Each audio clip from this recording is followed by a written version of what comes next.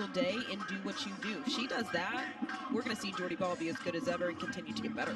And you would expect Kentucky to rebound after last night. I mean, the Sooners just hopped on them early and clubbed their way to that 18-0 win. Kentucky's been able to have a get-better game, though, today. They beat UIC pretty handily, 7-1 in the opener, so they are ready to go. They did, able to gain some confidence. I think we're going to see a little bit of a different Kentucky team here this afternoon than what we saw yesterday. Ranked number 16 in the country, and this is the all-time leading hitter in Kentucky softball history. Graduate student from New Braunfels, Texas, Kayla Kowalik, leads them in hitting. And earlier this year, she broke the Kentucky hits record with number 286 in a win over Washington. She was 5 out of 5 in that game. And her third hit of the 5 broke the Kentucky record. And this is a very good Kentucky team, and I don't think we necessarily saw that yesterday.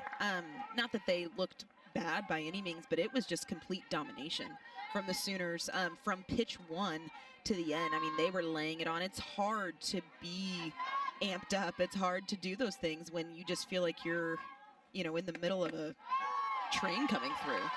That's what it was like. 2-0 the count on Kowalik now. Great respect between the two head coaches. Patty Gasso was talking about the job that Rachel Lawson has done in her 16th year. Here is the lineup. Kowalik, Nesby, Aaron Koffel is a slugging infielder who has had 2 15-home run seasons as a Wildcat. And she will be up third in the inning. 2 balls and 2 strikes now to Kowalik. And Coach Lawson really took this Kentucky program that was, almost a non-factor in the SEC, over a decade ago, and made them a staple in the top 25 in the postseason. One hopper back to Jordy Bahl, and she retires Kowalik. You said it right with Rachel Lawson. This program had 1 winning season prior to her arrival. They have had 14 winning seasons in the 16 since she got there. And College World Series 2014, 8 Super Regionals in the last 11 years for her. And I think the best part is Coach Lawson. She's done it the right way. She has done it. She has been there for a long time. She's very classy. It's a very hardworking program. And the way that she recruits and goes about things, it shows in the way her teams play and the way they come out every season. You almost go with these two programs, bluegrass, blue collar. And with Oklahoma, you go red dirt meets blue collar. Yes, absolutely. There is Rachel Lawson, longtime members of her staff, Christy Himes and Molly Belcher. They are the base coaches with the head coach in the dugout as the Wildcats are on offense. You're really starting to see more of that in softball. Coach Gasso always still coaches third base, but you're starting to see more of the head coach, almost like a baseball manager role, being in the dugout. I think part of that too, when you have a head coach that also works with your pitchers, sometimes it's easier to be in the dugout with your pitchers so you can manage the bullpen. See Patty Gasso over in the Sooner dugout. 6 national titles, 12 Women's College World Series. And she was pleased, no doubt, with the response in that second game yesterday. She said, as the first game was playing out and maybe some not so productive at-bats were happening, as Brito charges in and fires a strike over to Jocelyn Erickson for the second out. We see the Sooner defensive lineup. Rest day today that we will see out at shortstop for Grace Lyons. And so we see Tiare Jennings in the middle of the defense. That means Quincy Lilio will play second base. Little switch up the middle for the Sooners defensively today, DJ. Might be a little flash into what we see a year from now with Grace Lyons working on her final season in a Sooner uniform, which breaks my heart to even say and even think about. First pitch to Aaron Koffel is a little bit down and in. To finish up with what Coach Gasso was talking about, she said, we didn't have much time in between games, so I was storing up what I wanted to say as the first game was happening. Had all the words prepared for the between games speech. Am I wrong to say I could see it happening in the middle of the game? I'm like, you can see the wheels turning.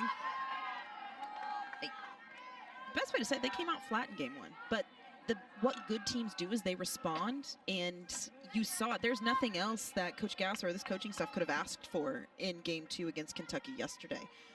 What we're seeing so far, Jordy Bahl throwing very well. Brito making the good play. So coming out and hopefully seeing an extension of what we saw last night.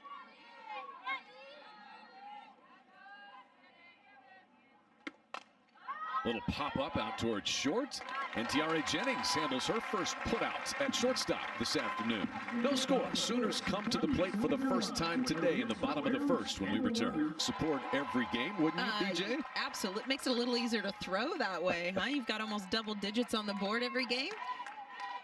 Jada Coleman, what a day she had. We look at the Sooner batting lineup. Couple of changes. It is presented by Norman Regional Health System, but Coleman and Jennings at the top, then Haley Lee. Jocelyn Erickson, the freshman, has been fantastic so far. And Kinsey Hansen, who drove in 7 runs against Kentucky yesterday. Jordy Ball is in there in the number 9 spot and pitching. We expect that she's going to hit when that comes around later, DJ.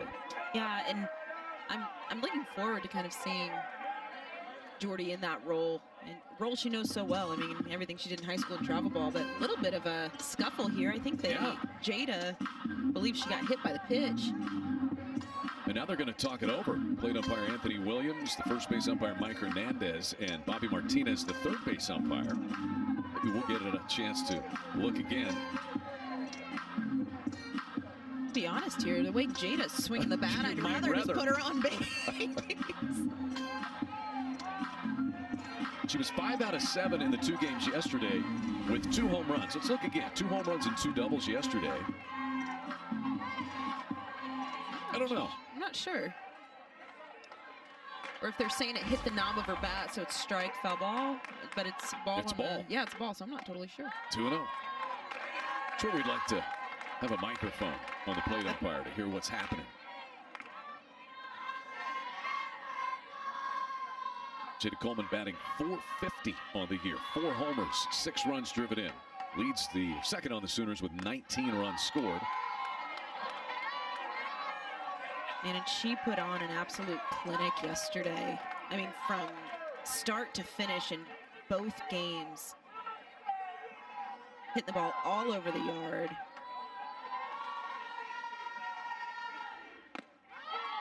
Three and two now.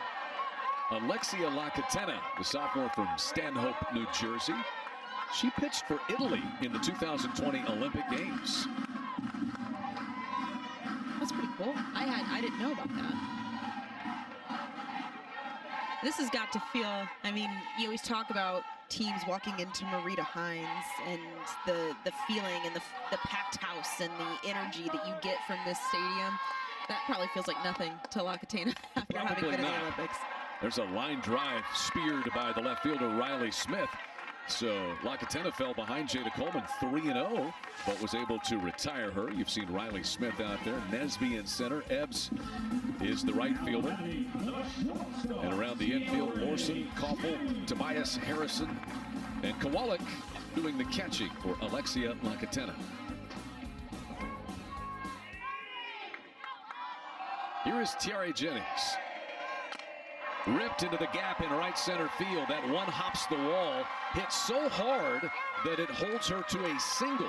Well played out there by Vanessa Nesby to grab that off of the hop and off the wall. It's a strong single into the right center field gap for Tiare Jennings. Nesby played this so well, holding Jennings to a single, but I love the swing, the approach, taking that curveball to the opposite side of the field. But great job by Kentucky getting that ball in, holding Tiare Jennings at first base, out of scoring position. Here's Haley Lee making her 15th start of the year. Batting .410 is Haley Lee. She's hit 3 home runs, including a 2-run home run in the first game yesterday.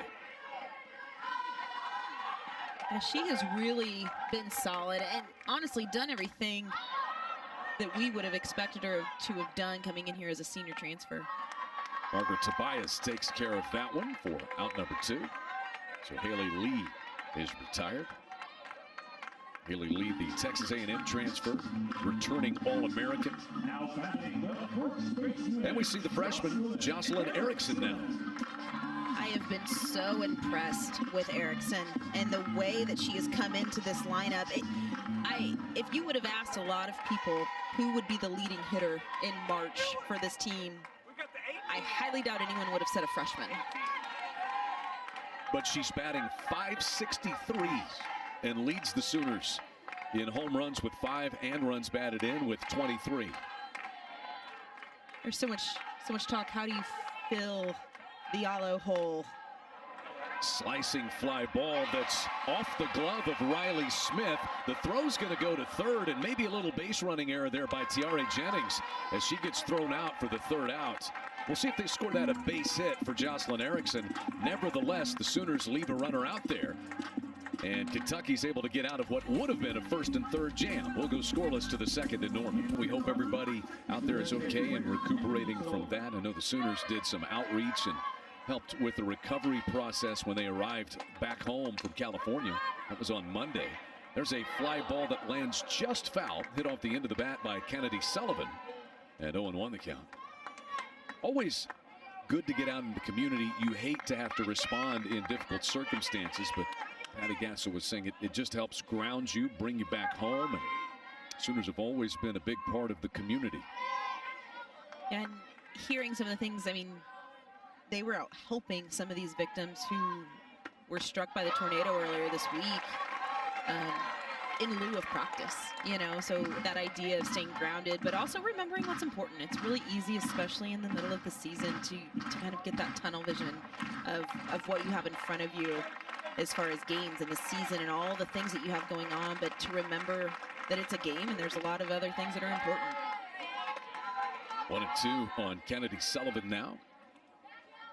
Kennedy Sullivan, regular in the lineup, the designated player for this game, batting .294, a home run and 5 runs driven in. And that's fouled back to the back screen. Sullivan is a transfer from Western Kentucky, and as a pitcher for Western Kentucky, she beat Kentucky 2-1. That's why you want to get her on your side, right? Especially in the state. So much for if you can't beat them, join them. She said, if I can beat them, I'll join them anyway. Out in front of that one. Great change of speeds by Jordy Bahl. She hasn't had to pull it out of her pocket much yet in this game, but a great time to use it. Facing Sullivan, who took some good swings, just pulling the string. Great pitch. First strikeout of the afternoon for Jordy Bahl. And that is her 37th strikeout of this young season. Sooners have 3 pitchers with sub-1 ERAs. Nicole May has still not allowed an earned run this year. She's 4-0, 28 innings, has not allowed an earned run, Nicole May. Unreal. And I always kind of joke talking about what you've seen so far in this season, seeing different games being started by different pitchers. I mean, there have been times this team's played 4 or 5 games and run a different starting pitcher out for every single one. Usually when you're using your whole bullpen, something has gone wrong. Yeah. It is not a good, it's usually not a good day, but to have such a deep bullpen. This off the end of the bat and bounds foul toward Brito. So the count 1-2 on Riley Smith.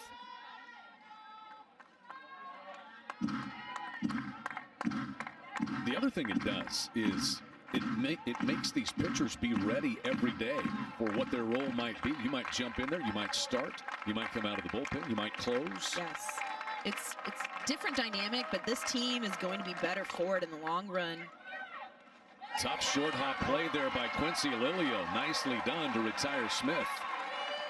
That's kind of a sneaky, difficult play. Great job by Lilio. You could kind of see that's that hopper that you kind of see eat up some infielders sometimes, not getting that high hop, but great job staying low and staying quick because Smith gets down the line pretty well. Patty Gasso and the staff want to get Quincy Lilio opportunities. Obviously, it is a loaded ball club, and Lilio has done the work, getting an opportunity the last couple of days. She started the opener yesterday against UIC, and with Grace Lyons getting the day off today. Tiara Jennings playing shortstop. Lilio, a natural fit to play second base and be in the lineup. And she's just so smooth, and we just saw it right there with that play. Hit a home run last night, if I'm not mistaken. So taking advantage of the opportunities she's getting. When you're in this program as a freshman, it's difficult, especially, I mean, there are upperclassmen on this team that know nothing other than winning a national championship. Yeah, you're a junior, and you haven't lost a national championship race. 1-1 here to Grace Lawrenceburg. And ball out in front, a ball and 2 strikes now. Lorsing is a junior from New Palestine, Indiana, and a transfer from Indiana. She was on the All Big Ten freshman team 2 years ago.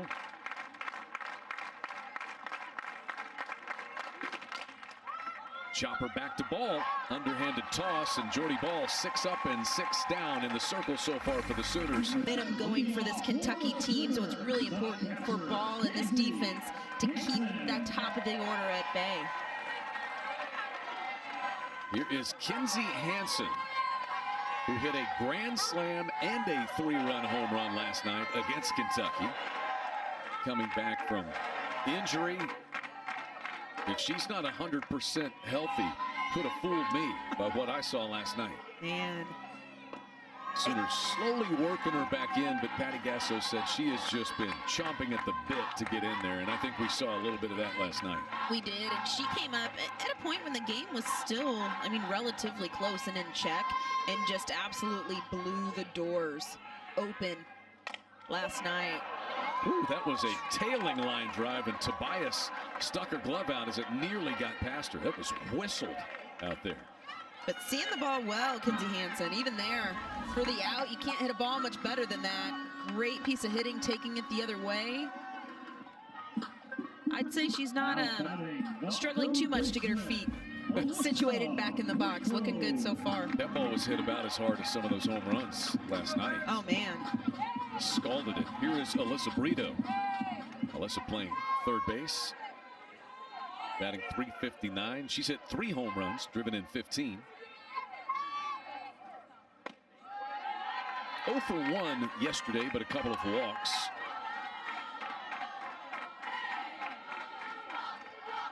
Brito transferred to Oklahoma from Oregon prior to last year.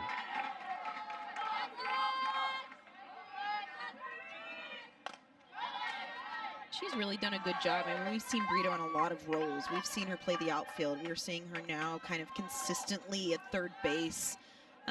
Just a really good person at knowing what her role is and finding a way in the lineup. I mean, she's done, when you're being moved as an infielder to an outfielder, and last year we saw her a lot in left field, it's because you can't keep her stick out of the lineup. So it's a good place to be, and she's done a good job.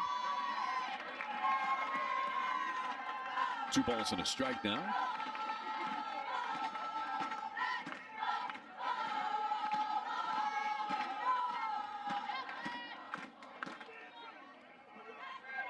All kinds of energy down in that dugout.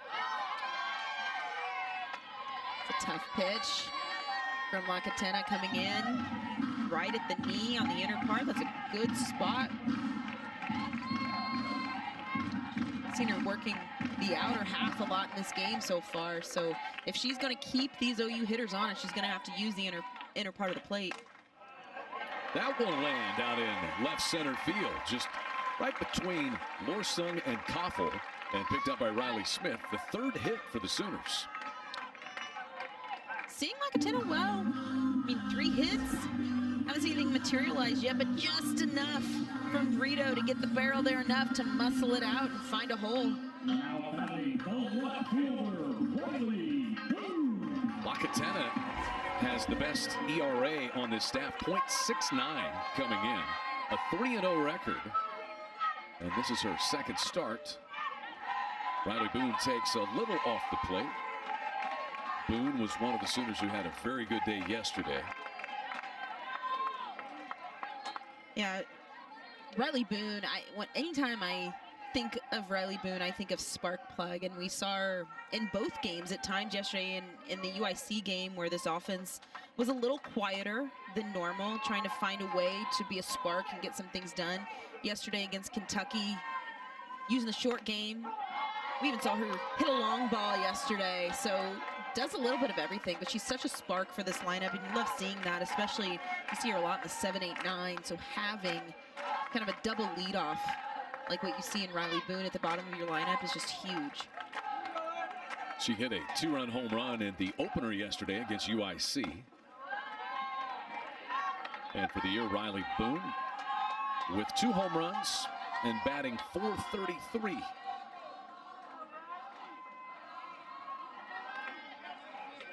Do a little bit of it all. You see those lefties at the bottom of the lineup a lot, and you assume slap or short game, but she stands in and she will hit a double off the wall quicker than you can blink. Chops at this one. On the move is Brito. The throw not quite in time from Kowalik. And a stolen base for Alyssa Brito. Love the aggressiveness. Coming out early, I know you saw a little bit of a base running mishap by Jennings in the first inning, but coming out aggressive with Brito, getting in scoring position, trying to apply some pressure to Kentucky. That's Brito's first stolen base of the year, and the 14th for the Sooners as a team. Boone hits a pop-up, shallow left field, caught by the shortstop, Koffel. 2 down, 2 down.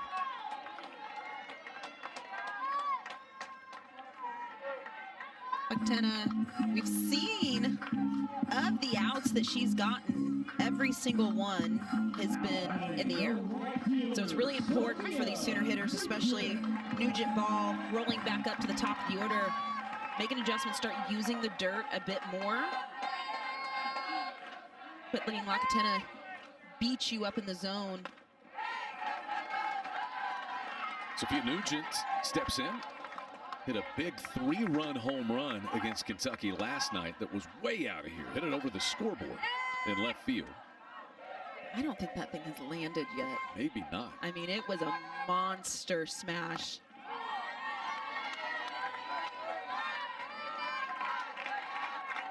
One and one the count to Sophia.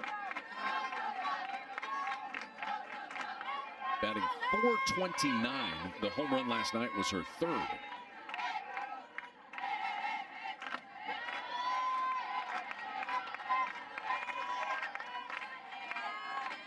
Sooners had a scoring opportunity in the first. As DJ mentioned, a little base running blunder that squelched that. Another opportunity here for Sophia Nugent.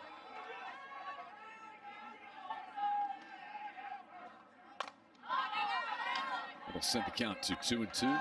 Rita Hines Field sold out, packed once again. Home opener yesterday. Yeah, this place has been awesome. I mean, yesterday, midday too, on a Friday, and I know no one just left work early. No one that was here would do that. I hope so.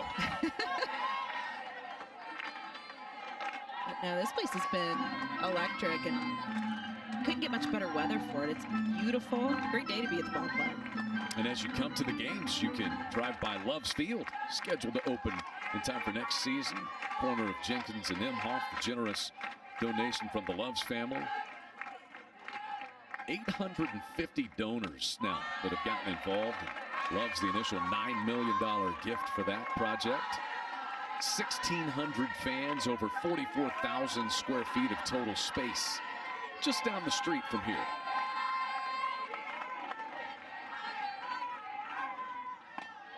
There's ball 4. The payoff pitch is down and in to Sophia Nugent. And now Jordy Ball will get a shot with runners at first and second and 2 down. What a great at-bat by Nugent. Working the count with 2 outs.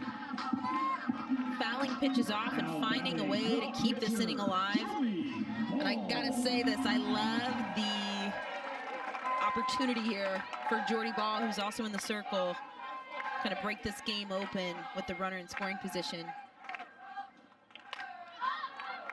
Pop up, and that will land foul on top of the Kentucky dugout on the first base side. Jordy Ball getting the opportunity. We saw her in the lineup last night as well. She came in initially as a defensive replacement out in right field. Soon as she got into the game, a screamer was hit right at her in right field. That's how it goes. That's the right. Ball will always find you.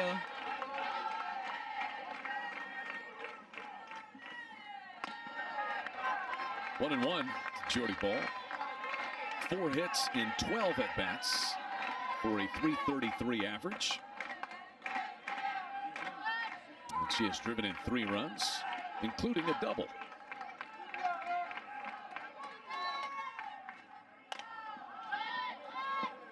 You gotta love the opportunity for Jordy to get.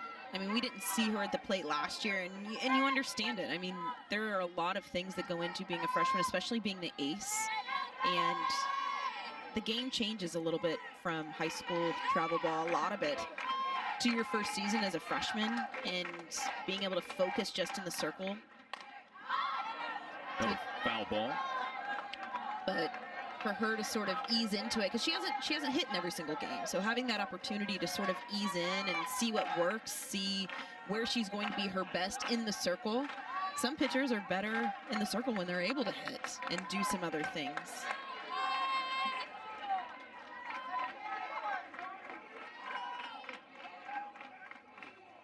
Lacatena watches ball slash one back up the middle. Around third base and scoring the first run is Alyssa Brito. So Jordy Bahl, the Sooner pitcher, drives in the opening run. The Sooners strike first. It's 1-0. Great at bat. Love the adjustment by Jordy Bahl. That is the same pitch that we have seen popped up by so many Sooner hitters so far. Up in the zone, just staying on top enough to get that line drive. Great job by Jordy Bahl making the adjustment. So Brito, who singled with 1 away, scores the first run. 4 Oklahoma Sooner hits now. And the top of the order, Jada Coleman is in against Lacatena. That is only the 3rd earned run that Lacatena has surrendered this season. Jada Coleman hit a line drive to the left fielder Riley Smith back in the first. Yeah, Lacatena has been very good for Kentucky, and I see why. She's not overpowering. I mean, she's only pumping the gun between 60 and 63. I mean, she does not have that overpowering velocity, but she spots the ball well. It's kind of one of those pitchers you walk away and go, how did she get me out 3 times? And it's just because she does such a good job with her pitch placement.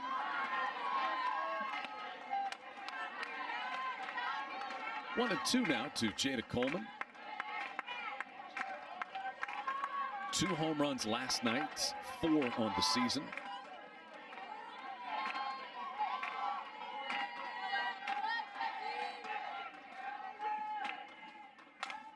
Reaches out, hits this one well to center field. It is gone. Jada Coleman's 3rd home run in 2 days.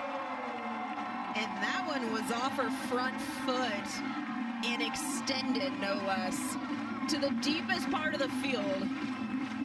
And she didn't even get full power behind it because she was so far out in front of that pitch. Take a look at it here. I mean, that's not even a full-blown contact to extension swing. She didn't even follow through. A 3-run missile to straightaway center field by Jada Coleman. And just like that, Oklahoma leads 4-0. And that Sooner home run is presented by OERB. How about 10 home runs in 3 games so far this weekend for the Sooners? 3 of them by Jada Coleman. And she now has 5 home runs and 9 runs driven in for the season. So Oklahoma has separated in the second. Going back to that key of striking early and making adjustments early in this game. First time through the lineup, lots of pop flies, kind of lazy fly balls, and you see that adjustment against Lacatena, who again is working up in the zone a bit. Here's Tiare Jennings, who had a base hit her first time. The base hit into right field.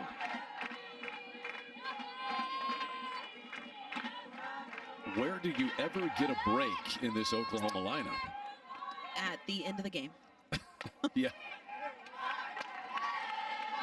I mean, you try to get 8 and 9 out, but you walk the number 8 hitter, and then the pitcher batting ninth gets a base hit to roll the lineup over. And Lacatena hasn't pitched all that poorly. No, she hasn't. And I think one thing for her that we've seen a little bit in this inning is we're starting to see the Sooners zone down a little bit. We saw that chasing early and getting some outs on some of those pop-ups. Not seeing that as much, starting to see them zone down and make Lacatena come into the zone a bit more. 3-1 the count. How is that communicated with JT Gasso and all the hitters? You know, you're swinging it, pitches up in the strike zone. How do you get that across? Zone down. Just simply say to all of them. Zone down, yes.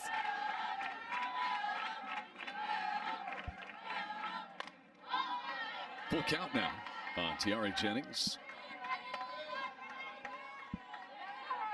It looked like Lacatena might get out of this inning unscathed when she got Riley Boone to hit the pop-up to the shortstop, Koffel. But since then, walk, single, 3-run home run.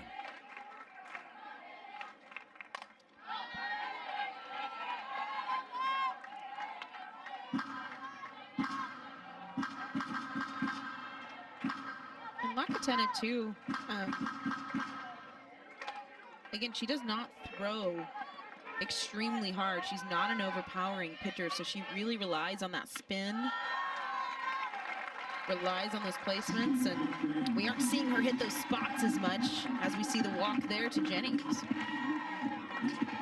So Tiare Jennings has been on twice in this game, the single in the first, the walk here, and the 8th Sooner batter of the inning, Haley Lee, will stand in.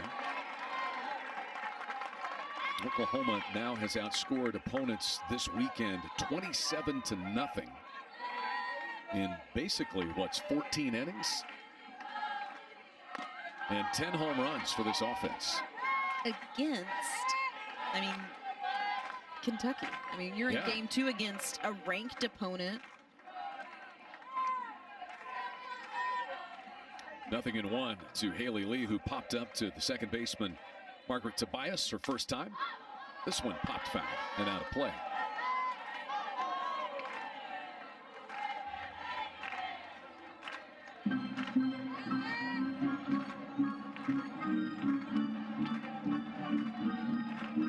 Haley Lee's really done a good job of kind of coming into this OU lineup and being consistent.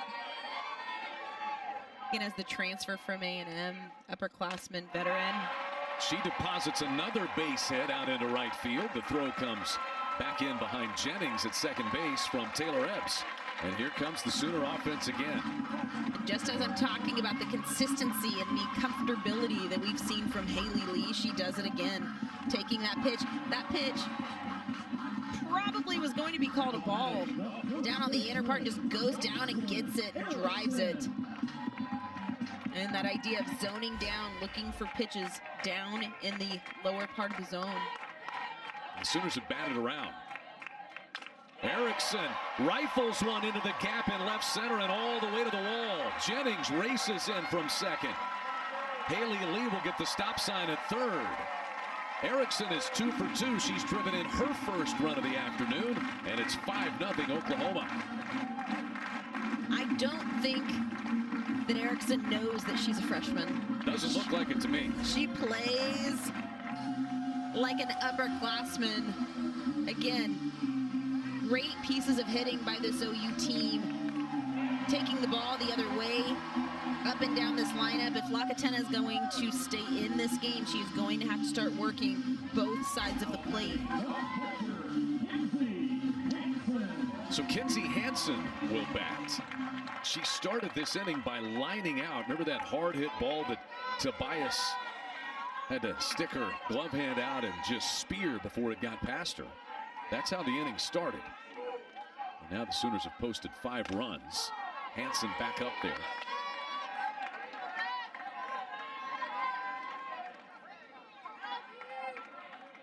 Tell you who I don't want to face in this situation right now if I'm Kentucky. After, I don't know, less than 24 hours ago having to face Hansen. Fly ball to left and ranging over to put away out number 3 is Riley Smith, but it is 5 runs on 5 hits with 2 left, including The home run right here by Jada Coleman. And the Sooners lead at 5-0 headed to the third. So they get at least a share. Sooners can win the title outright, pending what happens in a game that is just underway between Texas and Kansas State in Manhattan, Kansas. Gonna be a lot of Sooner fan eyes on that game. Congratulations to women's basketball. They're going to celebrate that. Sooners will come back to town in just a little bit, celebrate that championship. It was close. The Sooners went to overtime against Kansas State back on Wednesday night on senior night. So they had to pull that one off just to get the meaningful game today in Stillwater, and they come through and win it. Pretty awesome. Makes it that much more sweet, right? 5-0 score here. Taylor Ebbs fouls this one off.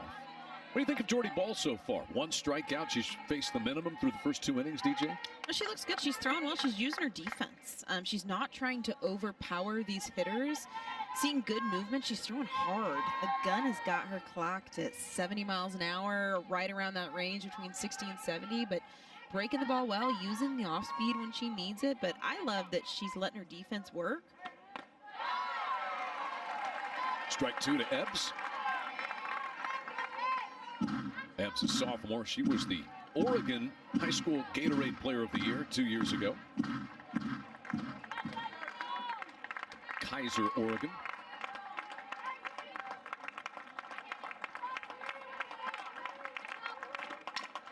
Pull to first, and Erickson will take it herself for the first out in the third. This Kentucky team, like many, beginning the season with a bevy of road games, and the Sooners did the same thing. Sooners played their first 14 on the road. Kentucky, it'll be 18 straight on the road. Patty Gasso taking her team to California a couple of times. It's tough, especially these Midwestern schools where you're chasing good weather in February, right? It's hard to play softball in Oklahoma and Kentucky the first week of February because it might, well, in Oklahoma it might be 80. It might have 8 inches of snow on the ground. You never know. No, it will be both. Within the week. Right. Miko Harrison is in.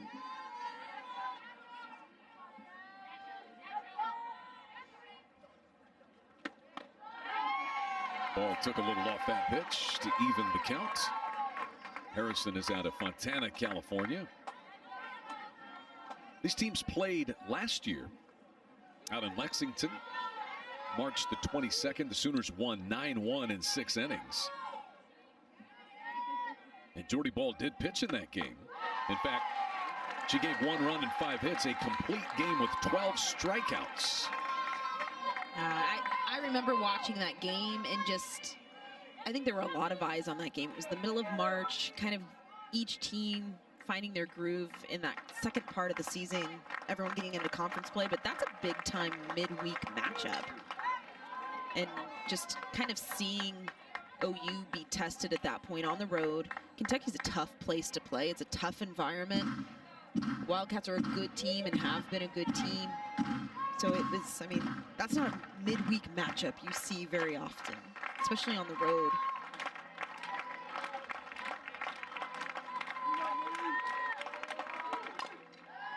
Another foul ball. Count will stay 1-2.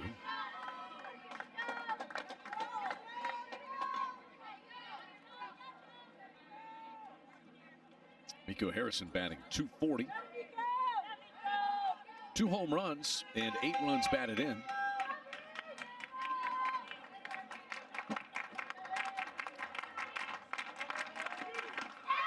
Strike 3 called. Top of the strike zone. And strikeout number 2 for Jordy Ball. And she took a little something off of it. Not quite that huge speed discrepancy that you see between the fastball and a changeup, but a little bit of an off-speed, almost backdoor curveball from Jordy Ball, and just froze Harrison. You could see Harrison didn't quite know what to do with it. I don't think I would have either. Margaret Tobias is in.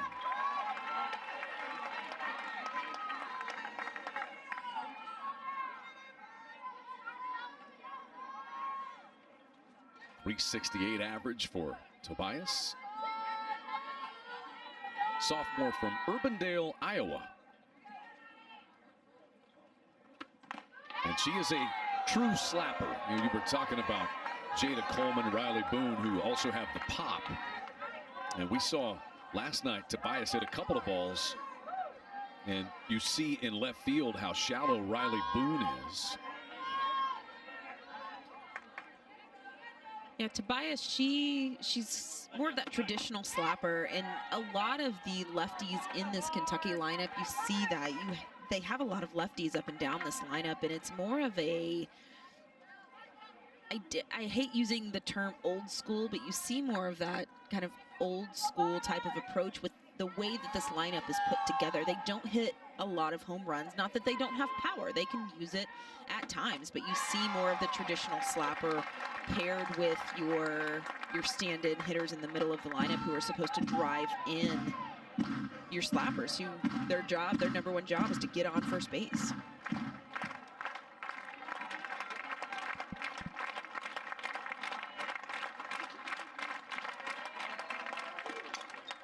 This one bounced foul up the third base side. You know, Patty Gasso was on MLB Network earlier this week, did an interview with Matt Escursion and Harold Reynolds. It was really well done. It was kind of the view from 40,000 feet, asking her history and how you constructed this team. And they were asking her kind of that question about when did you see the change in some of the athletes in this sport to players who could slap and hit the ball out of the ballpark? And she said about 10 years ago is when she first started to see that come into the sport. Well, the game has evolved. I mean, it has. You see it in the way that teams are put together, the way that coaches now recruit. It has changed. Even in the time that I was playing, which I'm not going to age myself. However, it was in that 10-year neighborhood. Ish. But you see that slapper and their job's to get on base, and you back it up with power hitters. That has changed. Tobias rolls out to Quincy Lilio. 1-2-3. Go the Wildcats. University of Oklahoma. Kennedy Sullivan is the new pitcher for the Wildcats, replacing Alex Lacatena, and gets greeted with a comebacker that she takes care of to retire Alyssa Brito for the first out in the third. Like the aggressiveness, but Sullivan coming in quick, getting a quick out. Sullivan also pitched last night. She comes in with no official record, no wins, no losses. Her fifth appearance, 6 2/3 innings, ERA of 9.45, and she faces Riley Boone, who popped up to the shortstop, Koffel, her first time. And Sullivan, actually, when she came into this game yesterday, came in about the same place in the lineup, 7, 8, 9, and got out of a jam, got Grace Lyons to ground into a double play, and had a pretty good quick inning there in the third, and then backed up by Jada Coleman's home run in the fourth inning, and started to see some walks from her, but saw some bright spots from Sullivan in yesterday's game for a few at-bats.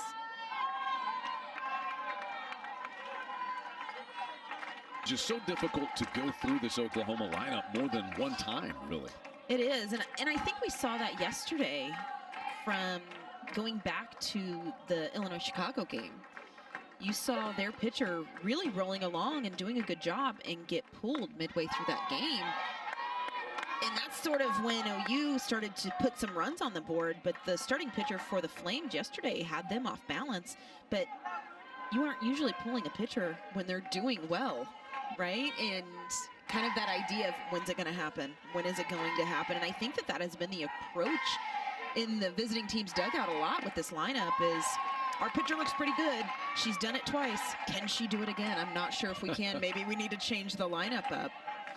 But the problem is, with Oklahoma, they get on you so fast. Yes. It's almost before you can make a pitching change, they post 3 runs because of that long ball. And it's suffocating. I mean, you walk away. I can't even imagine as a coach dealing with that, going, well, we should have made the pitching change quicker. Riley Boone walks with 1 away in the third.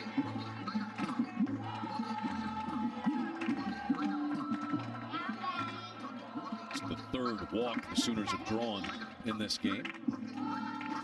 And Sophia Nugent, who walked her first time, will be the batter. She scored on Jada Coleman's 3-run home run that really opened this game up. And Nugent's at bat back in the second was really, I mean, I know it was just a walk, but it was really pivotal in that rally that got started. She had a great at bat, saw a lot of pitches with 2 outs, no less. So doing that and drawing that walk, I feel like that sort of turned things for OU to get that rally going with 2 outs.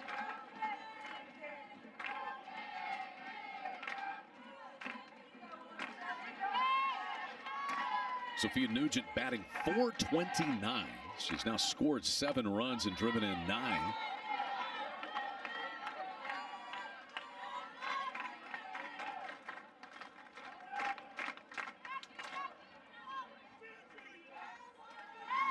I can't get over that home run that she hit yesterday.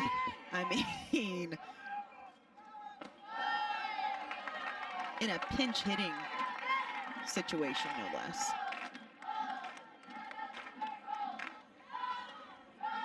It earns you more playing time. As it should. As it should. It's a great thing. I mean, we've talked a lot about this OU lineup, and there's so many, I mean, what's not great to say about this team offensively, but when your bat's off the bench, you're doing that at any given time. I mean, look out. Good problem to have. Sophia Nugent keeping Patty Gasso alert down there in the third base coach's box. Skip that one past her. Sophia Nugent out of Seal Beach, California, was the #3 recruit in the class of 2021. She was the opening day starter at catcher for this team, with Kinsey Hansen still coming back from her injury. She's done a great job behind the plate. I mean, she's handling. It's also, too, when you're using that many pitchers. I mean, traditionally, you look at a pitching staff, and it's you've got your ace, your #2, and then everyone else coming in relief. Being able to have Nugent handle the entire staff the way she has been great. This pop-up is caught by the shortstop, Koffel, and Riley Boone retreats to first base, 2 down. As you said, Kennedy Sullivan did a good job yesterday when she first came into the game against this potent lineup. And I think the thing that really, I mean, Coleman hitting the bomb, but really what got her was walks and losing the strike zone a bit. But she's been pretty solid here, again, other than the walk. And she'll face Jordy Ball. Jordy had a base hit and then scored 1 batter later on Jada Coleman's home run. .385 average with 4 runs driven in.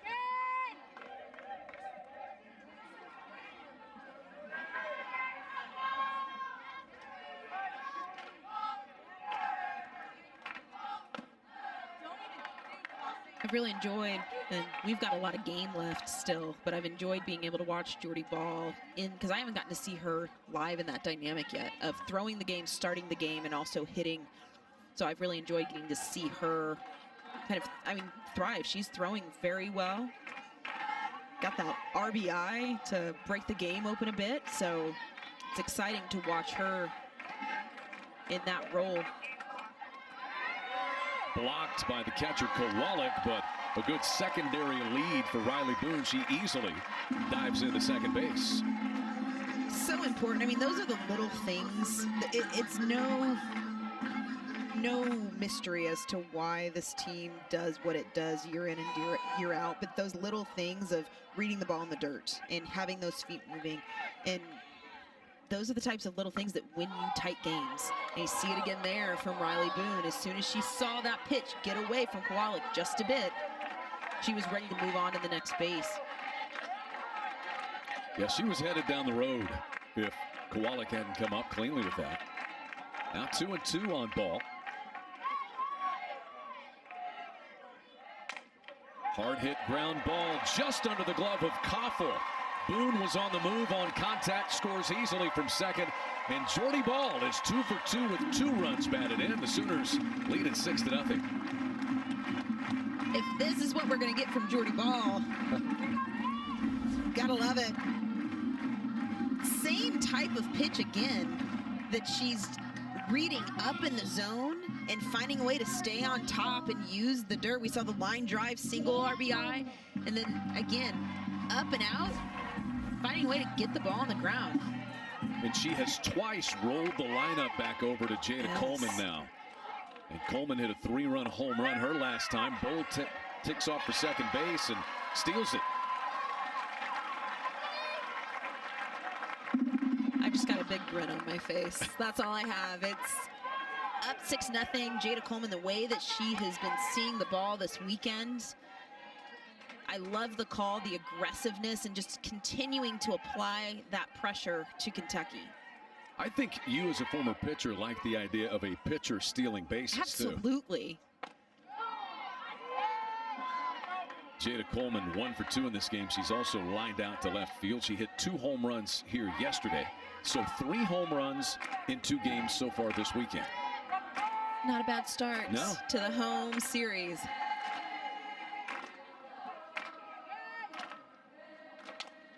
Little out in front of that one, backhanded by the first baseman Harrison, but it's a foot race, and it's won by Jada Coleman.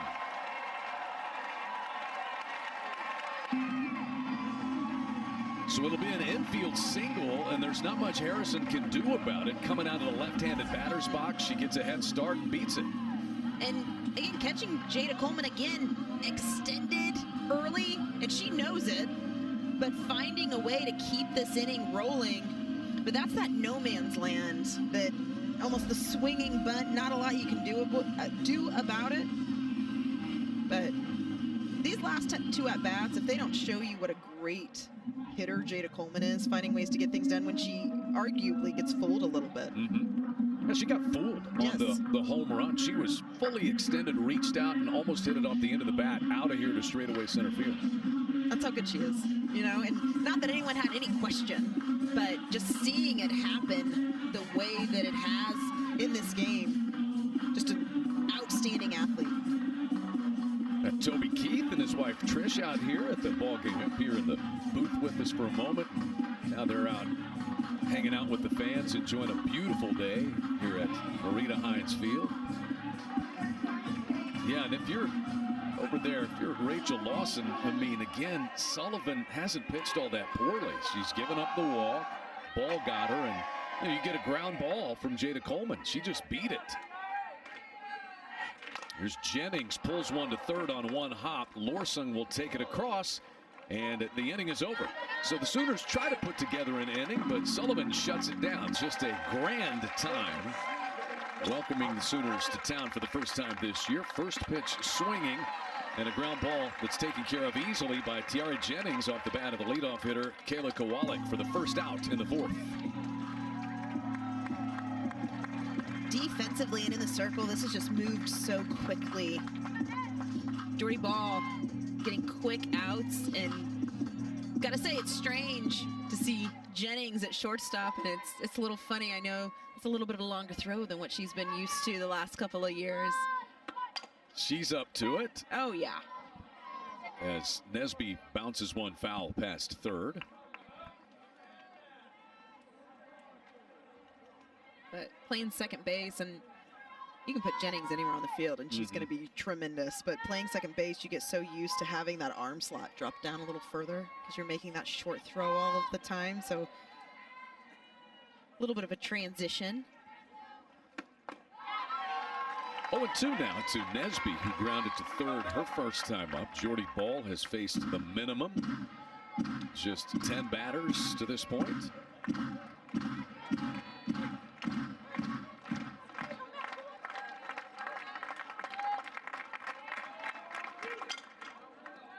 And it'll stay 0-2. We told you that Sooner women's basketball has clinched at least a share of the Big 12 title with a win at Oklahoma State today.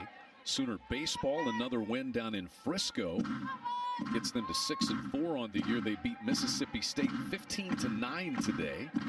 So Skip Johnson's team is 2-0 in that event. They beat Cal yesterday. Playing some good baseball this weekend. The national runners-up. Oklahoma had the national champion softball team and the national runner-up baseball team last year. It's not a bad spring. And national championship in women's gymnastics. Yep. And KJ Kindler's gymnastics team had a big win over second-ranked Florida last night over at the Lloyd Noble Center. There's a pop-up out behind second base, and Jada Coleman was very shallow. You know, you play rec league softball, you might call that the rover position. Or slow pitch. Slow pitch. I'll tell you what, though, 2 big outs in this situation. I mean, you've got Kentucky coming off of 6 runs in 2 innings with Kowalik Nesby coming in here to lead off the 4th inning. That's where Kentucky wants to be to try to get some momentum. Tip your hat to Jordy Ball. And Koffel hits a rocket back up the middle for the first Kentucky hit of this ball game. A 2-out single to center field. Koffel's a very good player. We talked about Kowalik a good deal, but Koffel is right in that mix. That ball was hit hard. Yeah, and she's leading the team in RBIs for the Wildcats, and good hitter there in the middle of the lineup. Having Koffel there in the 3-hole is why it is so important to take care of Kowalik and Nesby, just as Ball did to start this inning. Let Koffel hit her single with nobody on base. Koffel, 6 home runs, as you said, to lead this team. Here's a slow chopper to third. Brito is able to get Sullivan, and the inning is over. So Koffel gets the 2-out sit. That one on Sooner Vision on ESPN+. Looking forward to getting over there to the Headington Family Tennis Center, calling that action. Haley Lee set to lead things off. Haley Lee had a single in the second. Sooners sent 10 batters to the plate, got 5 runs in that second inning.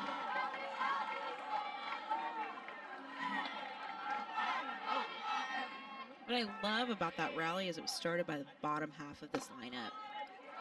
This team has done such a good job of rolling things back up to the top, but when you've got a 6 through 9 that is kind of your rally starter, look out. And everyone wants to know, man, why is that lineup is so great? A lot of that is coming from that production in the bottom half.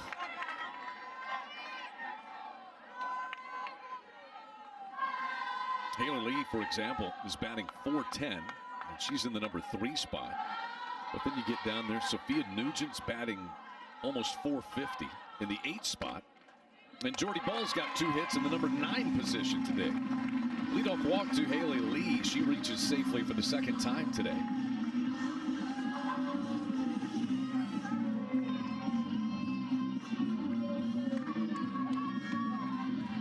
Jocelyn Erickson, who has 2 hits in this one, a single and a double. And I think we will have a runner over there at first base, replacing Haley Lee. The Sooners will send Avery Hodge in to run.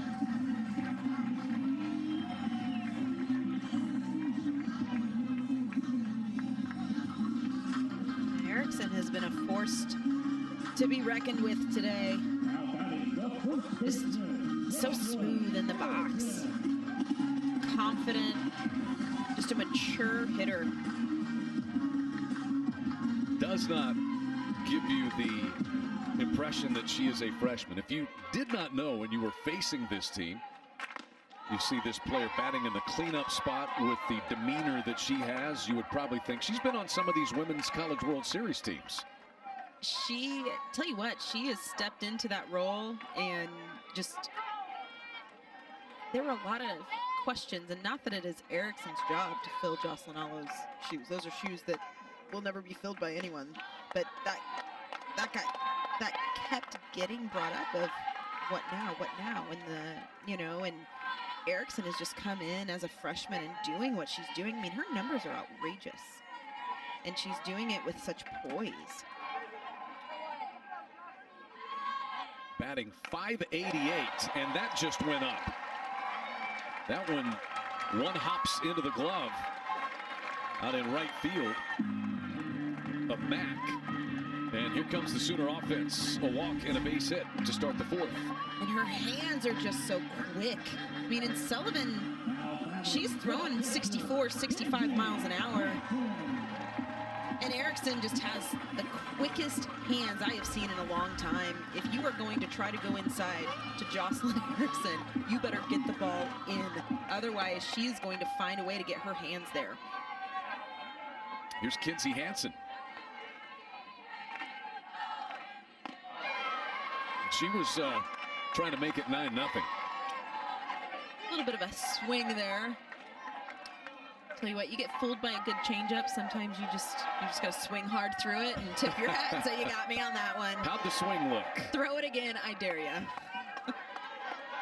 2 home runs last night, including a grand slam for Kinzie Hansen. Back up the middle, ranging over, stepping on second base is Koffel. The throw to first is not in time, so the near double play. But Erickson gets forced at second base, and Avery Hodge moves to third. Kinzie Hansen at first base on the fielder's choice. Good play by Koffel, just keeping her feet moving. Making that play at first a lot closer than it should have been. So Alyssa Brito will bat with runners at first and third and 1 away in the 4th.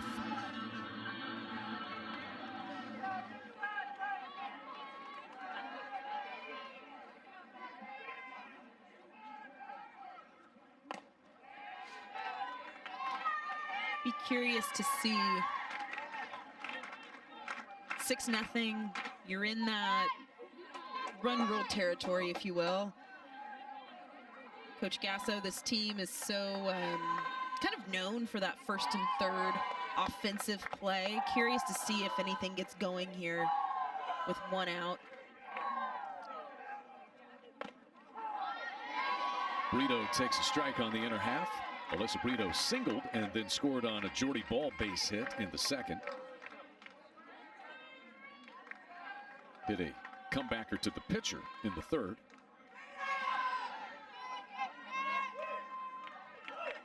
.366 batting average for the Sooner third baseman.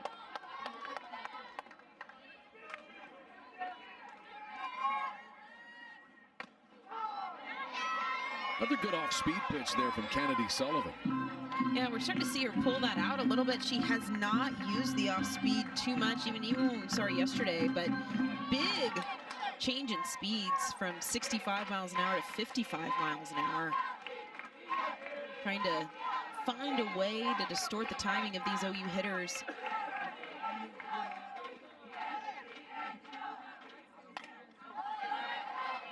Count stays 1-2 to Alyssa Brito.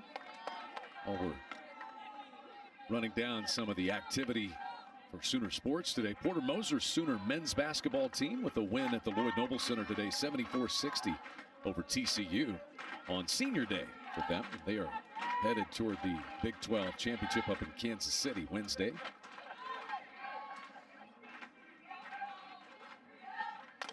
One, two, pretty well hit to right. Mack backs up to the warning track to pull that one in. Avery Hodge will tag at third base, and it's a sacrifice fly by Alyssa Brito to make it 7-0 Sooners. And that'll do. Good job by Brito, just playing the game, finding a way with 1 out to get your job done.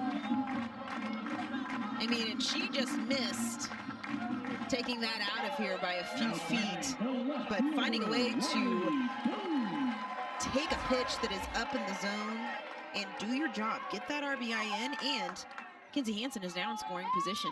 Was about to say that. That was the other thing that happened as Kinzie Hansen tagged up and moved to second with what could be a run rule run for the Sooners. As Riley Boone stands in 0 for 1 with a walk and a run scored. So many options here for Riley Boone. We've talked about this a lot today with the slappers that Kentucky has in the lineup and sort of that triple threat, if you will, that you see from Riley Boone and Jada Coleman and some others in this OU lineup. But curious to see so many options that makes the defense not be able to settle, especially with 2 outs. I mean, we could see Riley Boone lay down a bunt. We could see her slap, stand in, just so many different things for her to do here to keep this inning alive.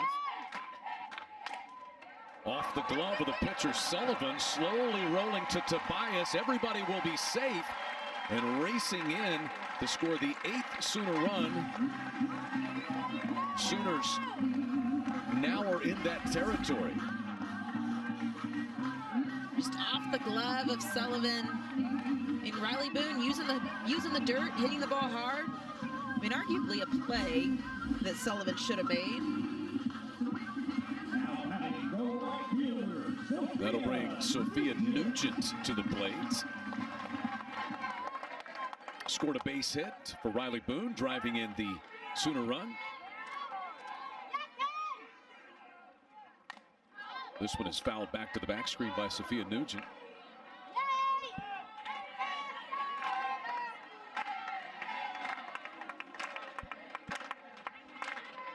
Kinsey Hansen still at third, unable to come in on that play. 7-0, but the chance now for Nugent to bring in run number 8.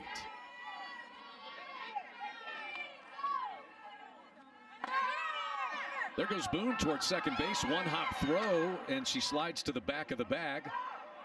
She's safe for now, and they've got her in a rundown. Man. So now you got a decision to make. Kinsey Hansen trying to come home. She slides in, and the ball gets away from Kowalik. It works out for the Sooners. Not how you draw it up, but it's 8-0.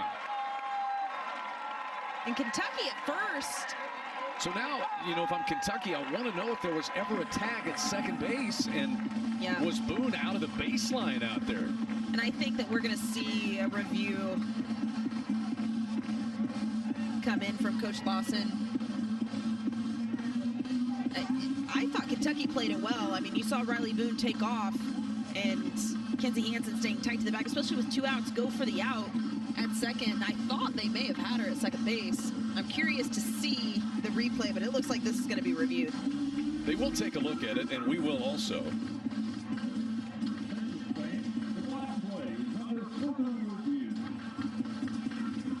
You see, Koppel has it now. There's never an indication that there's an out. Well, and here, my understanding, here's the deal. You have to have indisputable evidence, and I don't see that. Call on the field is safe. And the reason there's no call there yet from Bobby Martinez is there's neither a tag nor officially safe because she's off the bag out there.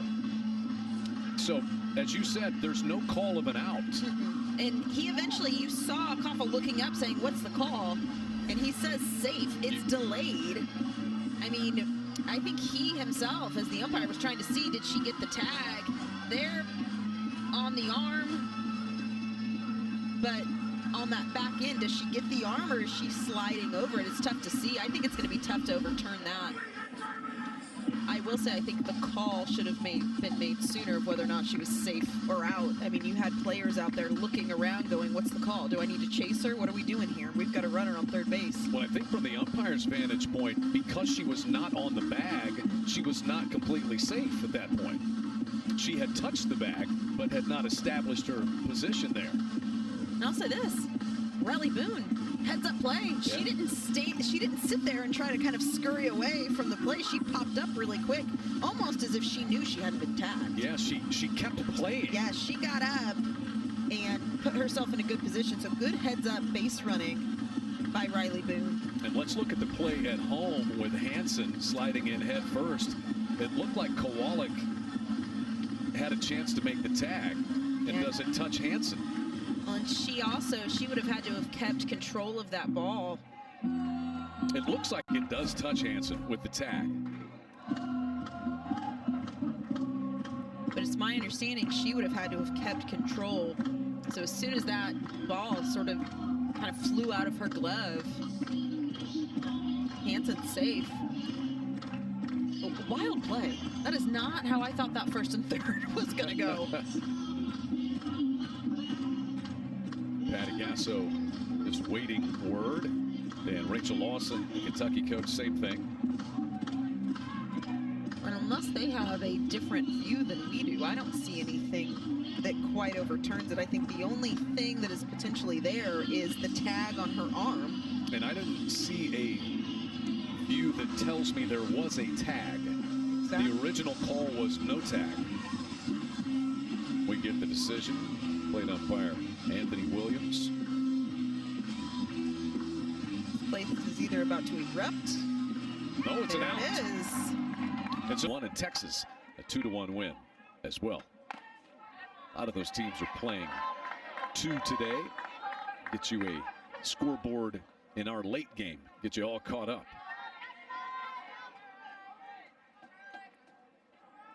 Riley Smith grounded out to the second baseman, Quincy Lilio, her first time.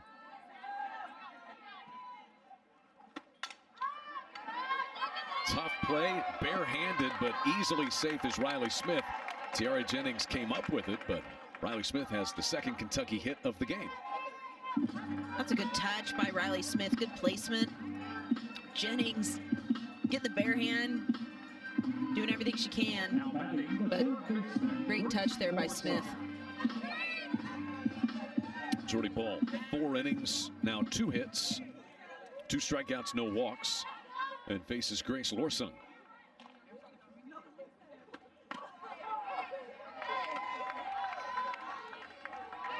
Lorsung hit one right back to Jordy Ball for an out in the second inning.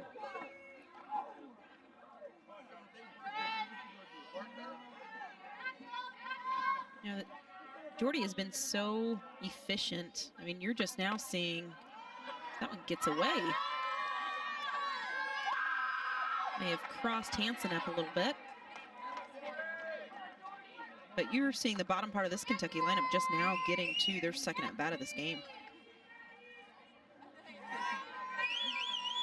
So Riley Smith becomes the first Kentucky base runner in scoring position.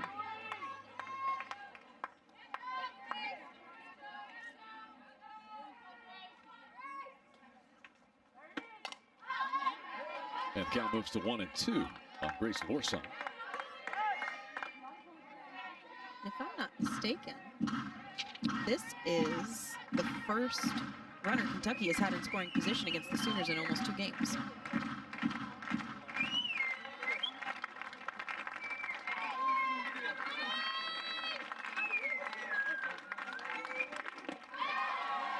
Swing and a foul tip that's hung onto by Kenzie Hansen. Third strikeout for Jordy Ball. Love the change of speeds from Jordy. Just working down in the zone, getting the chase from Lorsung. That's a big strikeout to come back from the leadoff single.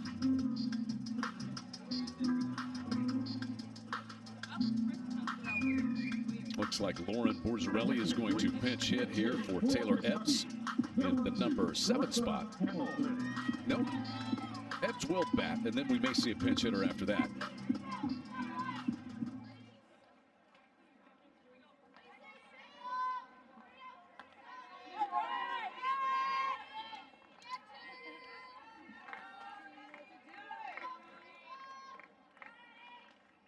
Jordy Ball trying to work around a little bit of trouble as this pitch is popped up. Tiara Jennings out there for out number 2. Great work by Jordy.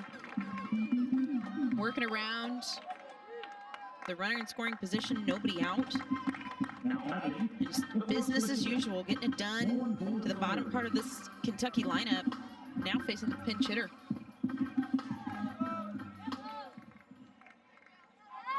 Lauren Borzarelli will pinch hit here for Harrison. And a tailing fly ball that falls out of the reach of Lilio will score the run. As Riley Smith races around from second base, just perfectly placed out there. So Borzarelli gets her name called and comes through. The pinch hit opportunity. And just finding enough of it to kind of find that no man's land. Good hustle by Lilio, but a little bit of life from Kentucky. That'll bring Margaret Tobias to the plate. Wildcats showing some life here in this top of the 5th inning. 7-1 Sooners now.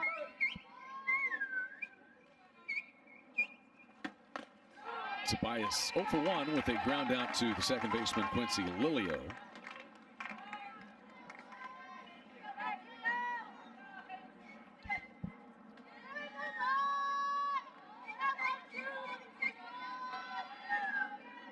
Jordy's been really solid. I mean, we see the run go up on the board, but we're yet to really see anything be hit hard. You know, you've got the single from Smith, sort of a slap, very well-placed slap, then kind of the seeing eye single from Bozzarelli, but nothing has really been squared up yet off of Jordy Bahl by Kentucky. She's out in front 0-2 on Tobias.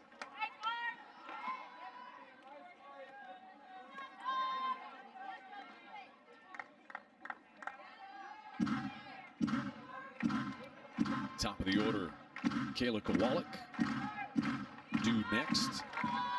And this is such a big out. Going after Tobias. Kowalik has been quiet today in this game, but got the best hitter in this lineup, arguably, on deck. The appeal to first base. Mike Hernandez says no swing by Tobias.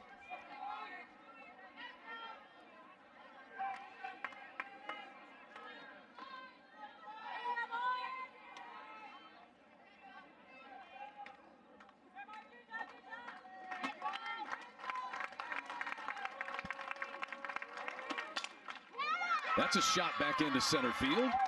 And a base hit for Tobias on a two-strike pitch that rolls the lineup over and is the third hit of the inning for Kentucky. A little something cooking. Looks like that might be... Oh, she was out of the box. They do say that she was out of the box when she made contact. So that is out number 3 as Tobias is ruled out.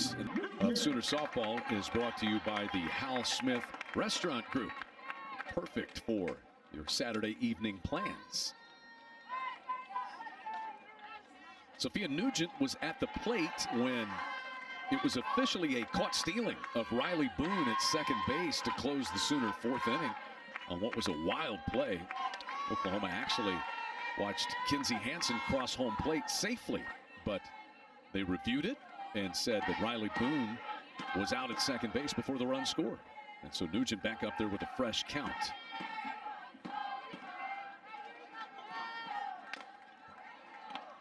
Hard hit ground ball right at Koffel for the first out.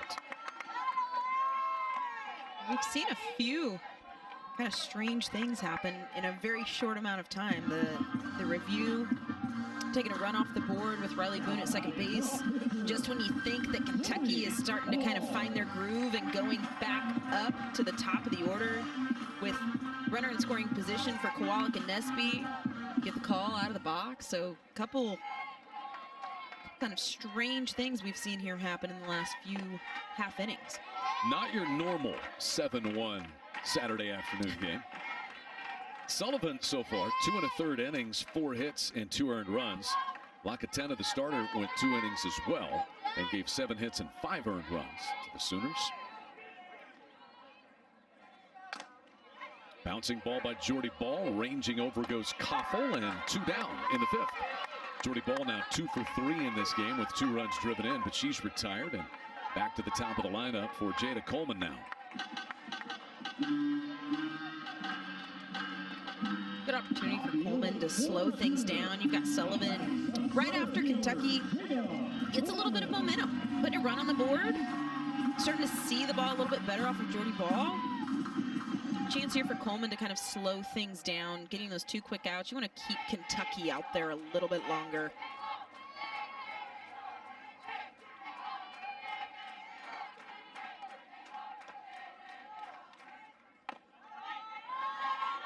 With 2 aboard in the 2nd inning, Jada Coleman smashed a 3-run home run to center field. Her 3rd home run in 2 days. Then she singled in the 3rd. And 2-0 the count. Now they have been the home runs, everything Jada Coleman has done at the plate. I mean, even her outs back in the 1st inning, line drive to left field, have been good, solid swings, hard contact.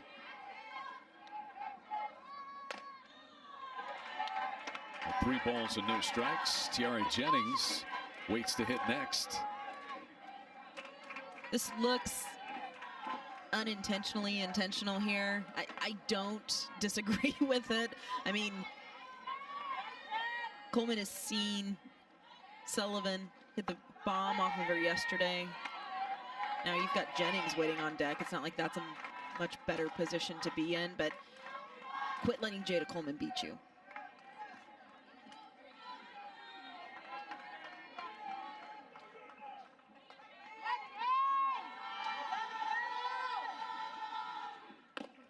And there is ball four. I'm not so certain that wasn't what the attempt was in the second inning. That ball that Coleman hit for a home run, I'm not sure it was a strike. It wasn't, and it was off the plate. And I mean, we were kind of joking about it during Coleman's last at bat. She's just putting up base hits and home runs, getting fooled on some pitches. But don't disagree with the walk there. Make somebody else do the damage other than Jada Coleman. And I think she's done enough against Kentucky in the last 2 games. Tiara Jennings has been on base twice in this game. She singled in the first and walked in the second, and grounded out to the shortstop Koffel in the third.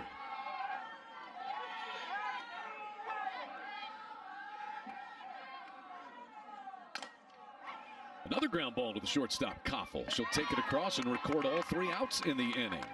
Sooner pitching coach Jennifer Rocha in there, sending the signals out to Jordy Ball. And I think if the preseason has shown anything, it's that this OU team has a very complete pitching staff.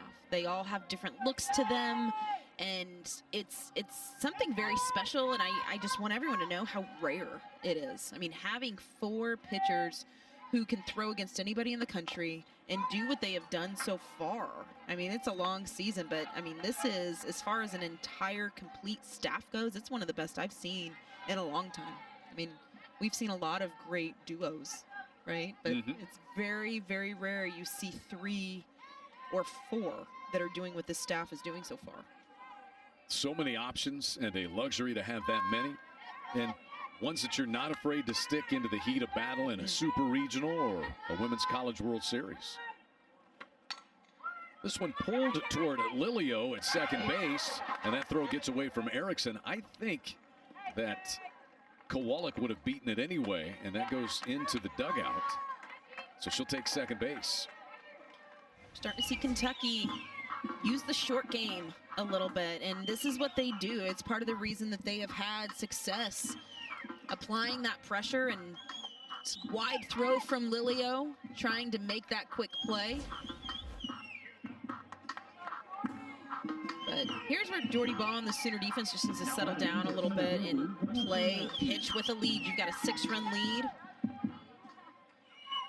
And continue to roll. Here's Nesby.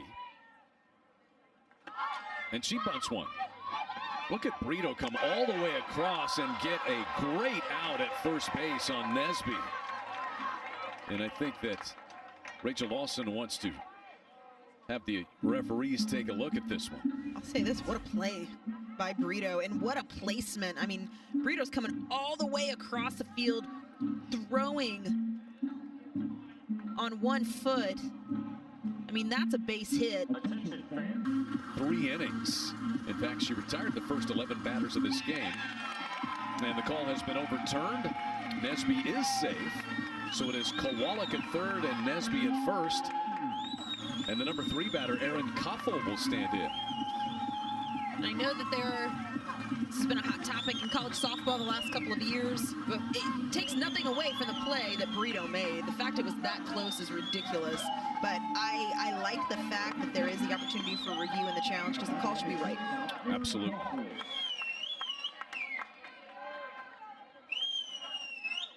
Koffel had a base hit back in the 4th.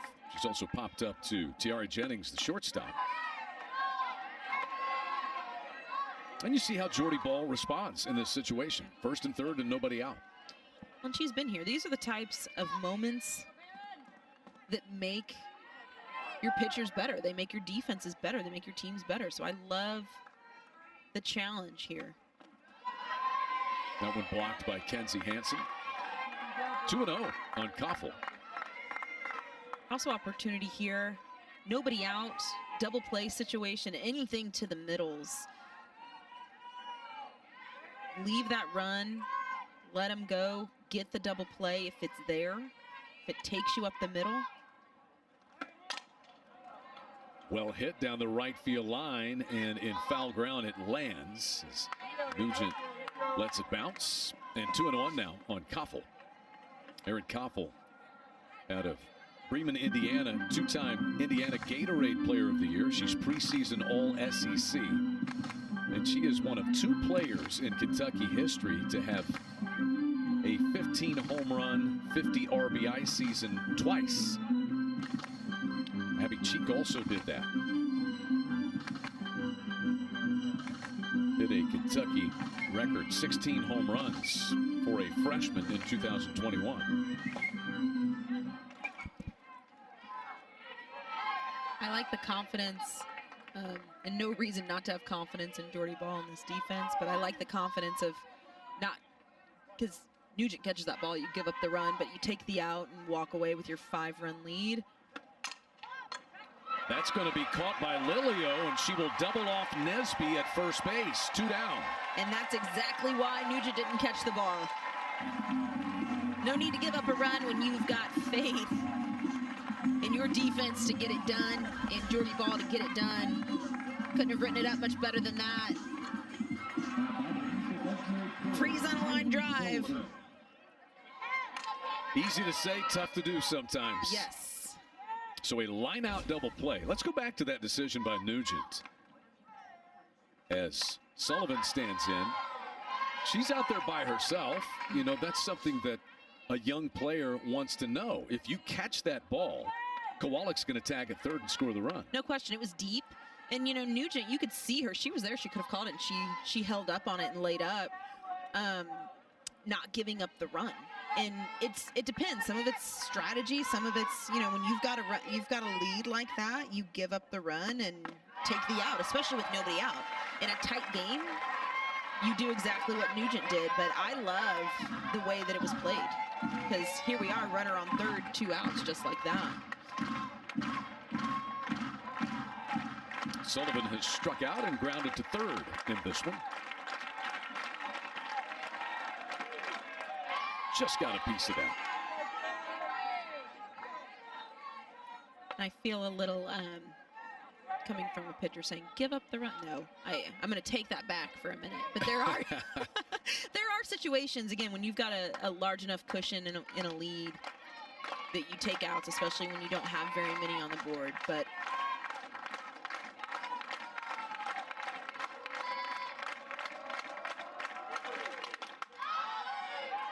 popped up foul and caught by Hansen. The inning is over. So there were runners at the corners and nobody out, but the Wildcats cannot get a run. Championships out on the wall, but the 2000 through 2022 and watching the teams when they win a super regional take that down because they know it's going to be replaced. It's pretty awesome to watch. And it's been done a lot here. It has. Haley Lee leads off in the Sooner 6th inning. 1 for 2 with a walk and a base hit in this one.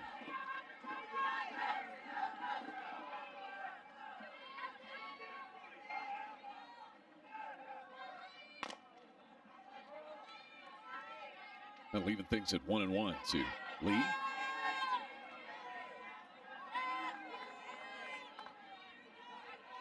Sooners got a 3-run home run by Jada Coleman in the bottom of the second to lead 4-0.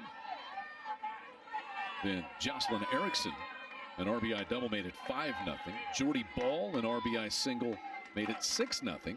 And then a sacrifice fly by Alyssa Brito in the 4th made it 7-0. And you thought they might be headed for the run rule in 5 innings, but credit this Kentucky team for battling back. Yeah, they have shown a lot of life here in this game.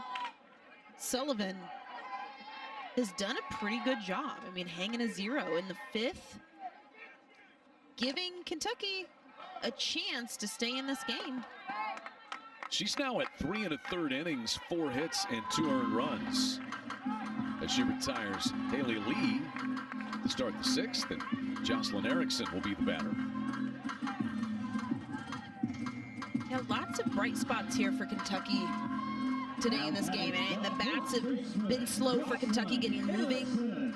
We've seen them start to wake up a little bit as this game has gone on.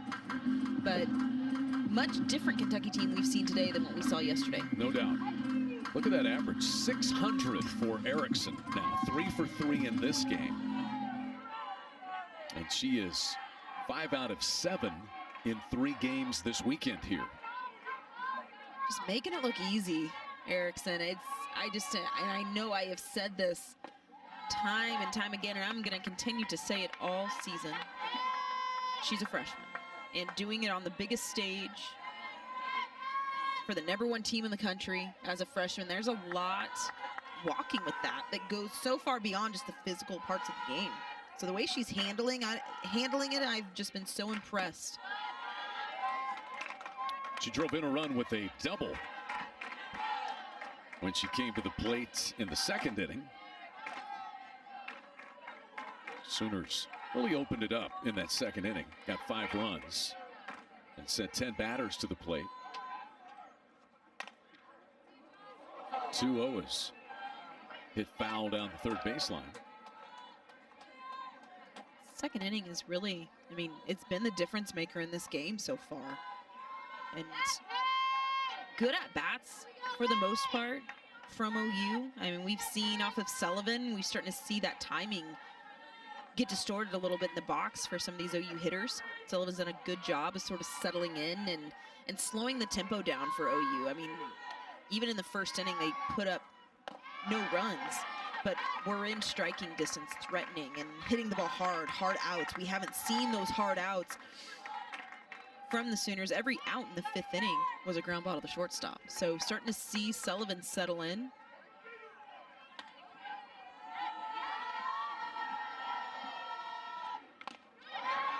Foul tip, and 3-2 now with 1 away. Kinzie Hansen, the next scheduled hitter for the Sooners. Oklahoma will play UIC later on this evening. Sooners beat the Flames 5-0 yesterday.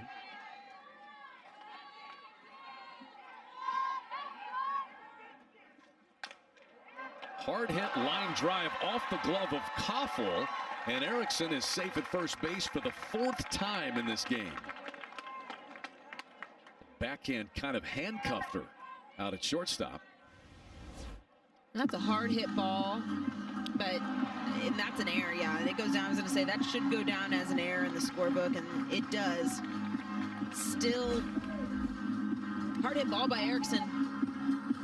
Continues to square the ball up. And Kinzie Hansen is the Sooner batter. Hansen, 2 home runs last night against Kentucky, a grand slam and a 3-run home run. She is hitless here in this one, 0 for 3. Usually what happens when Kinzie Hansen is hitless or in a little bit of a, I use that word slump loosely, but she is not in any sort of slump, but hitless in this game today, she usually comes through big time. Due for a hit, you might say. Yes. You know Kentucky feeling that a little bit on the air by Koffel, kind of going, when you open the door for this lineup just a little bit, you usually see things happen. Kind of a wry grin there from Kinzie after that call. And it's 1-1.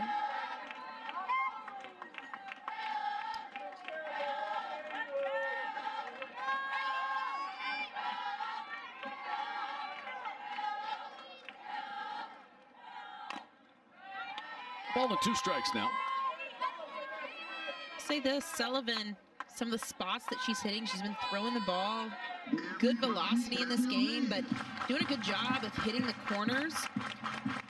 The start of this game from Lacatena, a lot of pitches up in the zone and seeing a lot of the outs from these OU hitters up in the air until they made an adjustment. Kind of a different look from Sullivan, really doing a good job of breaking the knees left to right. Swing and a foul tip, and Kowalik hangs onto it. So Sullivan strikes out Kinzie Hansen for the 2nd out in the 6th inning. And that's that spot, again, working at the knee. And I love the location of the curveball from Sullivan, getting the chase from Hansen. But she's really living in that area having catcher's knees. If you can throw and hit the knee of your catcher, corner to corner, that's a tough pitch to hit. That's the first strikeout for Kentucky pitching in this game. Brito bounds one out into left field, gathered up by Riley Smith. And the Sooners keep the inning going now. Alyssa Brito's second hit of this one. She did drive in a run with a sacrifice fly back in the fourth. So Erickson stops at second, and Riley Boone will step in. 12th Sooner hit of this game. Let's see a pinch hitter. Yes, we are.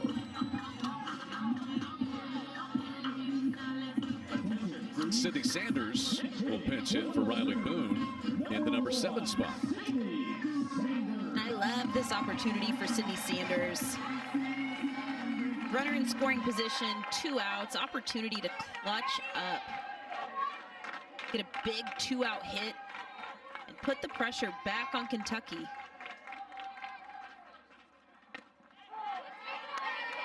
Sullivan calmly delivers the first pitch strike to Sydney Sanders. Sanders batting .267 with a home run and 6 runs driven in.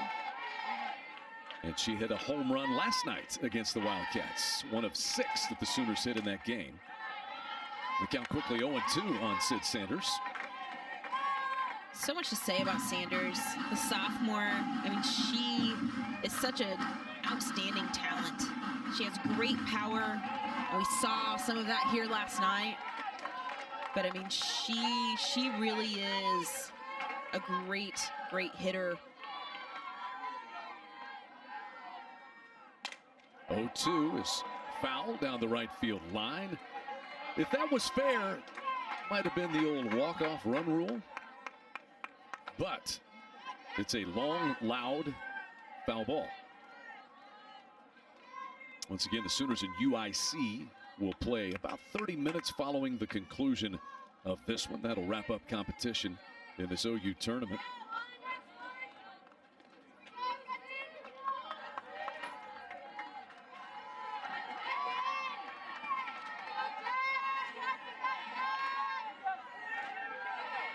Another 0-2 forthcoming to Sid Sanders. And it deflects off of the catcher Kowalik. Both base runners will move up. There's a little significance with that because now you got 2 runners in scoring position and a base hit. Yeah, Sydney might Sanders. end this game. You just said it, Chad. Sydney Sanders has the opportunity to finish this game right here. And I will say this, Kentucky has battled in this game. I would really like to see this finish up right here for OU. And not give Kentucky any more opportunities offensively. There's definite momentum in their dugout, yeah, isn't you can there? feel it. And you love it. You love the competitiveness, right? You don't want to see a team come in and roll over and say, oh, well, we're down 7-0. I guess you got us again. They have really fought in this game, and the score isn't necessarily representative of that right now, but this is a Kentucky team. Sullivan has thrown well in the back half of this game. Down and in, and scooped nicely by Kowalik this time. But I appreciate the battle that they've brought and have continued to bring in this game. I feel like they have gotten better as this game has gone on. You mentioned it a moment ago, but Patty Gasso's so good at getting opportunities. See what hitters are made of, and this is one of those for Sydney Sanders. 2-2, rocketed foul down the left field line. You don't know, is an at-bat like this going to come up in a Big 12 championship or a super regional? You never know. And you took the words right out of my mouth of these opportunities are going to show up. And I love the fact that Sydney Sanders got her number called with what would be the winning run in scoring position, because it will happen again, and it's going to happen on a much bigger stage with a lot more at stake. She hits another foul ball out of play off the indoor facility. But good at bat by Sanders. Fouling pitches off, trying to find her rhythm. If I'll say this, if Sullivan has a good off speed, this wouldn't be a bad time to use it, as I'm watching some of these hacks coming from Sydney Sanders. Strike 3 called. Came right after her on the inner half. Second strikeout of the inning for Sullivan, and the Sooners leave 2 out there, but carry a 7-1 lead to the 7th inning. Ball 6 innings, 5 hits, 1 earned run, 4 strikeouts, and no walks. Yeah, she's been solid. The one opportunity where Kentucky has found a way to get on the board against Jordy Bahl all started with who we've got at the plate with Riley Smith. So if Kentucky wants to be in a spot, this is where they'd like to be. Indeed, Riley Smith did single and scored the Kentucky run back in the 5th inning. Lauren Borzilleri, pinch hitter, came in and drove in Riley Smith in that 5th inning. 2-0 the count. See if Jordy Bahl can cross the finish line here. 1.09 ERA last year, including a perfect game. 205 strikeouts she had as a freshman. High chopper to third. Brito had to wait back on it and cannot quite get the speedy Riley Smith, who has her 2nd hit of this game. And as I already said, Smith, sort of the rally starter for Kentucky back in the 5th. Doing it again, a very well-placed slap. And she didn't get that placement as we saw with the last one back in the 5th inning and the single there, but the high hop, and Smith gets down the line so well. Not a lot Brito can do other than getting rid of the ball as quickly as she can, as she did there. But slapping is an art. I will stand by that forever and ever. And Riley Smith does it well. And Haley Smith will now pinch hit for Grace Lorsung in the 6th spot in the lineup. Lorsung had been 0 for 2.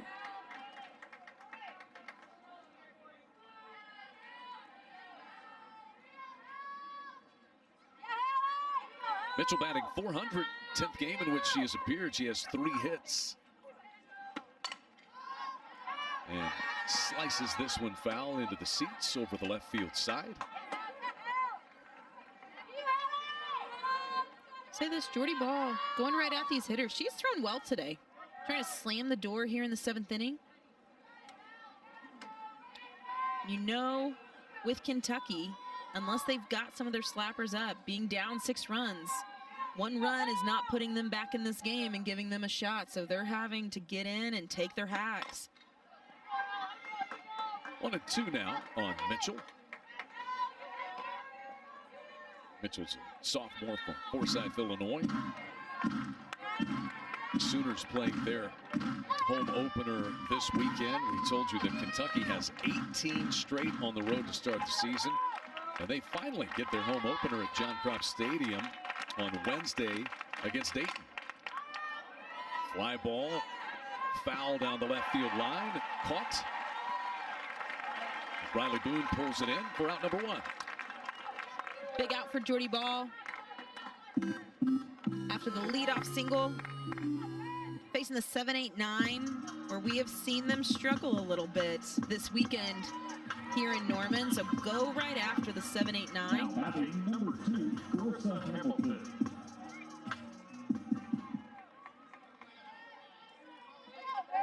One away for Hamilton. Right back up the middle. Short hop. The out at second for Lilio, and a double play that ends it. Quincy Lilio ranging in front of the bag to pull off the 4-3 double play and send the Sooners to their 16th win of the season.